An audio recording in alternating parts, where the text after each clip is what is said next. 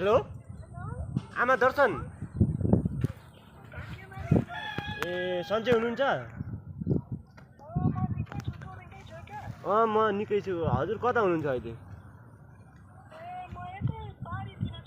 ए यो दसैँमा छुट्टी मिल्छ कि नै घर नआइहाल्ला जस्तो हुनेछ के गर्ने यार।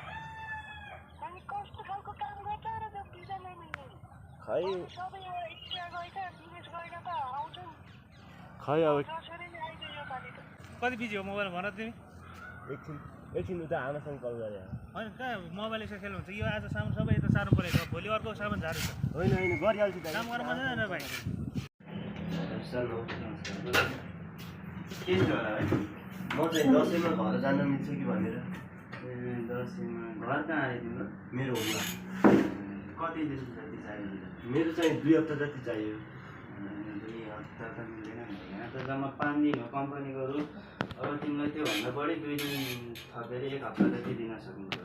मेरो त 1 हप्ता त जान आउनै लाग्छ। अनि अब कति घर बस्ने नबस्ने अब के गर्ने?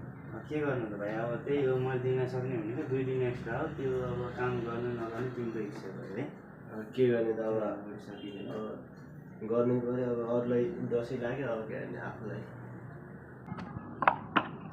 एकछिन साउले त छुट्टी दिनु है, एकछिन आमासँग कुरा गर्छु। आमा यता त छुट्टी दिनु भएन, अब के गर्ने होला त?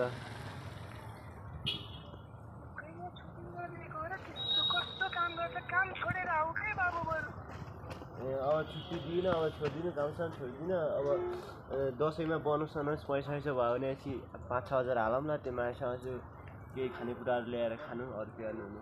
दिएन छुट्टी, अब के गर्ने?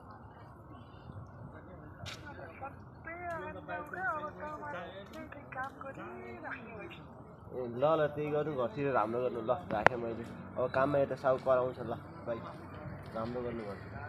ल